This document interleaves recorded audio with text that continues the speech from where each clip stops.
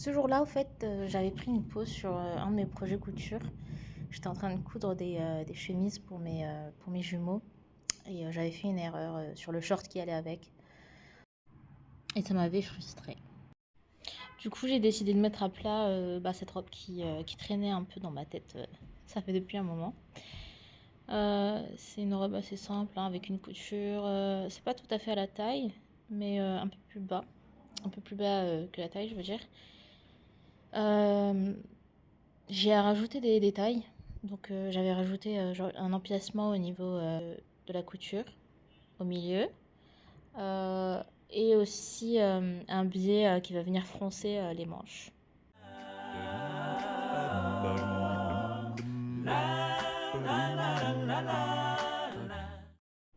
Là, et dans mon processus de création d'une robe, après avoir dessiné le croquis, j'imagine le patron. Cette première pièce-là, c'est le devant.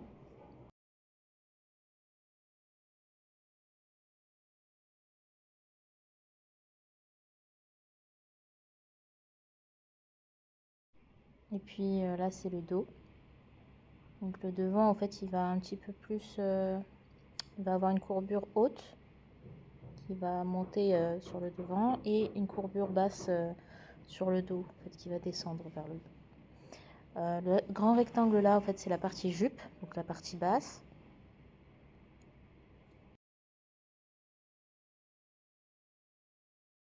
Et ça, c'est la manche. Le dessin de la robe fini avec les détails que j'ai rajoutés. Maintenant, je peux passer aux mesures. Je commence par mesurer la longueur du devant, jusqu'où je voudrais que ça aille. Ensuite, je note ça sur mon patron. La largeur de la robe. J'aime bien que ça soit large. Ensuite, ça, c'est la couture épaule.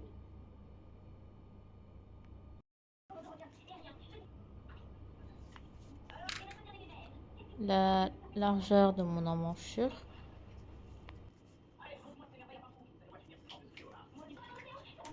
La longueur totale de ma robe. Ensuite, je vais venir faire un calcul. Je vais enlever la longueur en fait, du haut pour avoir la longueur du bas. Là, pour calculer en fait, la largeur du bas, c'est la largeur du haut fois 2 pour ajouter les fronces. Ensuite, la longueur des manches. Donc, une fois que tout ça est fait, on va passer à la création du patron. On le dessine, enfin, pour ma part, je le dessine directement sur le tissu. Donc, c'est un patron assez large et qu'il n'y a pas beaucoup de pièces. Je préfère le dessiner directement sur mon tissu.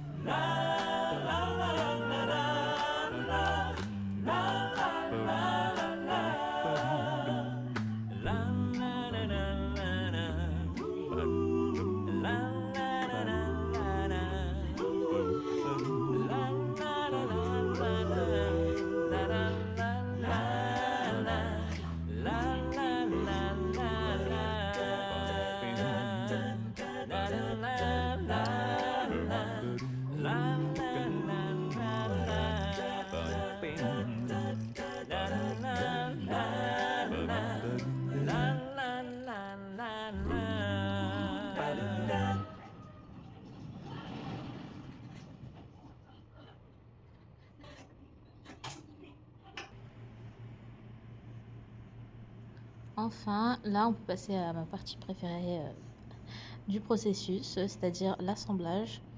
Donc là, vous avez la partie, l'empiècement qui va au milieu, au niveau de la couture, avec le bord festonné. Donc c'est des festons que j'ai fait à la machine. Allez, là je me mets au travail avec mon casque toujours sur les oreilles en écoutant un peu de true crime ou des podcasts, du gossip sur les gens connus et tout ça quoi. Donc ici j'ai juste remplié de 1 cm avec un thermocollant et c'est pour solidifier un petit peu l'ourlet. Je fais ça sur mon tissu parce qu'il est très léger et très fluide. Donc pour les créer, j'avais juste fait le point feston. Et le 8, donc c'est la longueur du point, je l'ai mis au maximum. Là, la partie du haut, elle est complètement assemblée. Donc c'est la doublure avec le haut de la robe, avec la goutte. J'ai complètement oublié de filmer tout ça.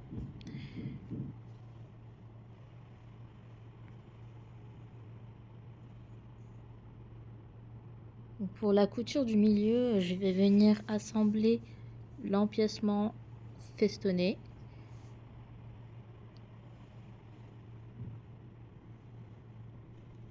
Avec le bas que j'ai froncé déjà au préalable. J'assemble donc les 3 pièces là ensemble. Bien sûr, la doublure elle n'est pas comprise dedans.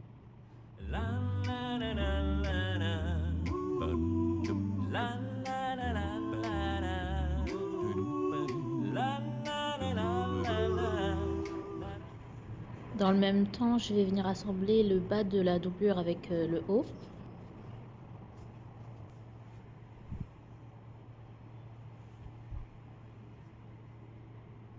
J'épingle tout ça et puis je vais passer en machine.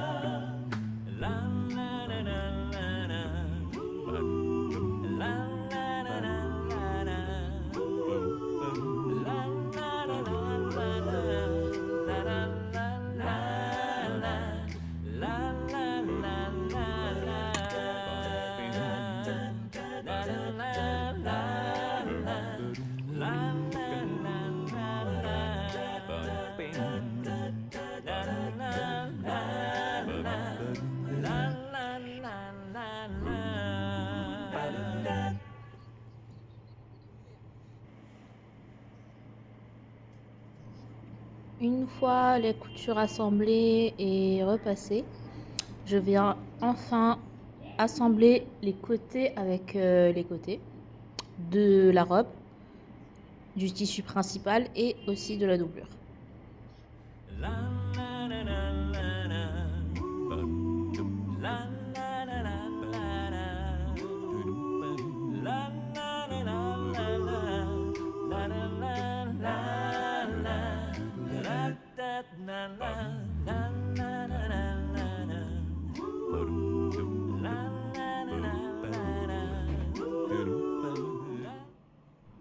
À ce stade, la robe est presque finie, il ne manque plus que les manches.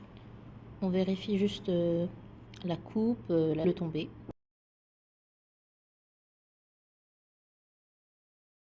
J'épingle les manches que j'ai déjà assemblées au préalable. Je les assemble à l'emmanchure avec les épingles en tâchant de bien mettre épaule contre épaule, le cran de l'épaule contre la couture épaule et la couture des côtés avec la couture des manches.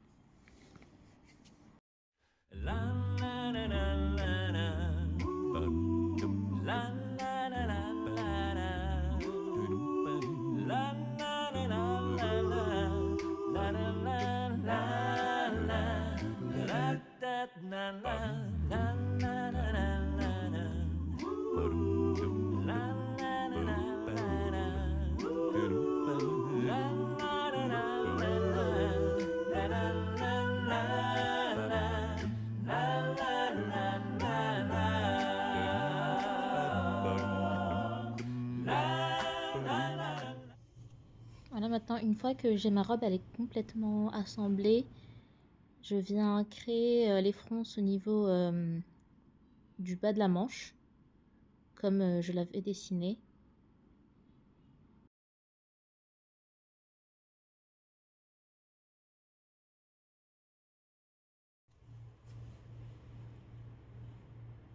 Je vais tracer un trait de part et d'autre de la couture. Donc je crois que j'ai fait à 30 cm. C'est un long trait de 30 cm, donc 15 cm d'un côté et 15 cm de l'autre côté. Et je vais venir froncer en fait au niveau de ce trait là.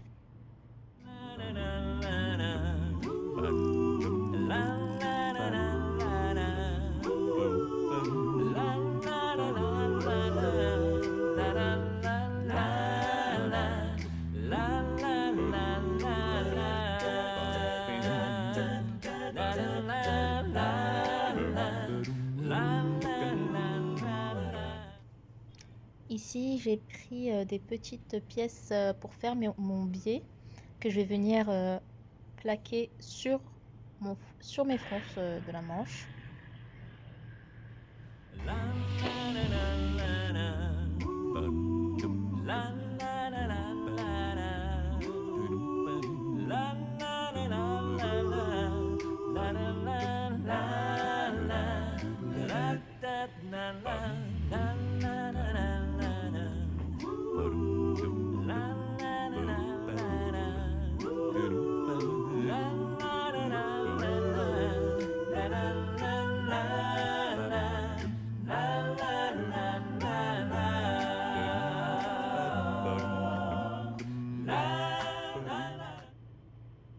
Je rabats bien les bords du biais pour qu'il y ait un joli fini. Et je viens épingler tout le long des fronces.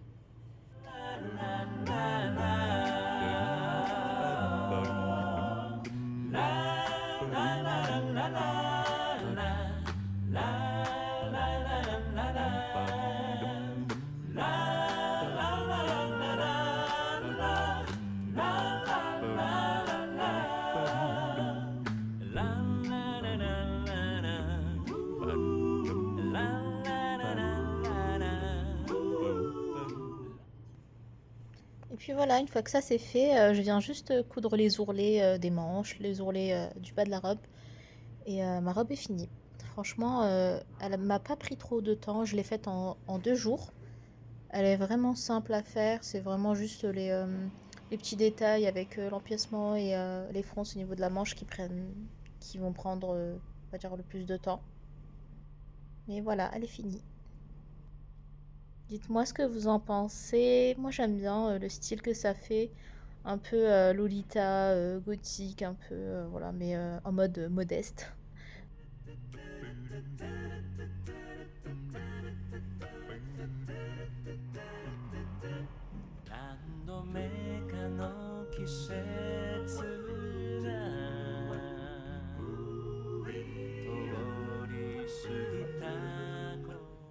Merci d'avoir regardé jusque-là. Dites-moi si vous voulez la vidéo avec les 2 chemises pour mes jumeaux. À bientôt!